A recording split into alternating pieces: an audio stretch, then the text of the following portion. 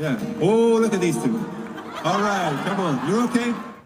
You've probably seen the video. A man and a woman, both married, caught on camera flirting at a concert. A private moment that turned into a viral scandal. And the consequences? Swift, harsh, public. But today's video is not about gossip. It's not about drama.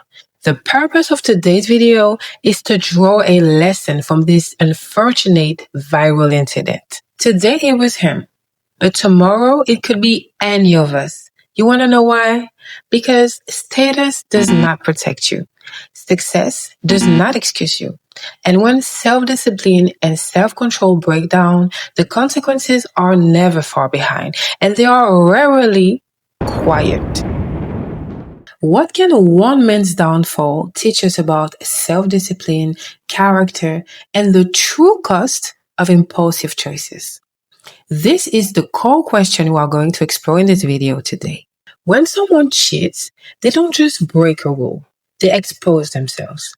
You know, cheating peels back the layers and reveal the darker, less flattering parts of a person's character. So this is exactly what cheating reveals. Number one, selfishness. Because cheating often stems from putting our own desires above somebody else's dignity, suggesting that our own gratification matters more than fairness or even respect, which leads us to point number two, which is that cheating reveals a lack of respect. To cheat is to devaluate the person affected by it. Almost always, it implies a lack of respect. The cheater either did not consider the consequences of their actions, or worse, they did not care enough to. Either way, respect has left the chat. Point number three, cowardice or fear of confrontation is the refusal to face the truth. Think of it this way. Cheating is a way of running away from what is real, from discomfort, from growth, from accountability. And it might look like a power move for some, but in reality, it's just fear dressed up as control. These two last points are often overlooked, but in reality, they are crucial points to understand the rest of the events. So let's go with point number four, lack of self-control. It reveals an inability or unwillingness to resist temptation, delay gratification, and manage urges. And that's a problem because, especially if you are in a romantic relationship, there is absolutely no way that you can build a healthy relationship if you cannot resist temptation. If you fold every time you feel desire, boredom, or ego. At this point, you might as well just be single because you're just playing house with somebody that you will eventually hurt. And last but not least, insecurity and ego. Because strangely, cheating can stem from deep personal insecurity. People might cheat to feel desirable, powerful, or validated. How do we explain that? Because they have low self-esteem and low self-confidence, they might even cheat with somebody they're not attracted to. Because it's not so much about the other person, it's more about themselves and their need for reassurance. The wounds are internal and yet they keep seeking for external healing.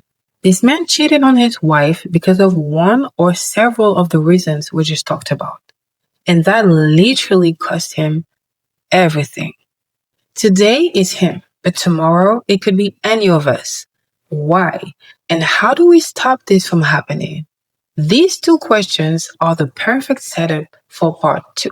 Here is what the CEO wished someone had told him. And here is why this could happen to any of us. What looked like a sudden explosion was in reality a slow erosion. He did not just wake up and ruin his life. Let me tell you about the truth no one wants to admit. It's not the big, scandalous decision that destroys us. It starts with the small daily neglect, one seemingly small decision at a time that in the long run compounds and lead to life-altering consequences. It starts with a lack of self-discipline. Telling yourself, I'll do it tomorrow, one too many times. Choosing comfort over growth. Letting the hard things slide because they're inconvenient. What else? A lack of self-awareness. Ignoring what's really going on within. Blaming everything and everyone without ever checking within. A lack of self-respect. Ignoring your boundaries. Saying yes when everything inside you screams no. A lack of self-love. Chasing validation instead of healing. Thinking that your worth has to be earned, not honored. These are some examples of the seemingly small decisions we make every day. And they don't feel catastrophic in the moment. But when left unchecked, they compound and lead to massive chaos. Before ending this video, I told you I was going to tell you how to stop this from happening so that tomorrow, it won't be you. It won't be us. One act of self-discipline at a time. One step toward healing at a time. One decision rooted in self-love at a time. That's how you start. One intentional step at a time. That's how you slow the downfall. That's how you turn things around. So no, it does not have to be you. Not if you start noticing the slopes today.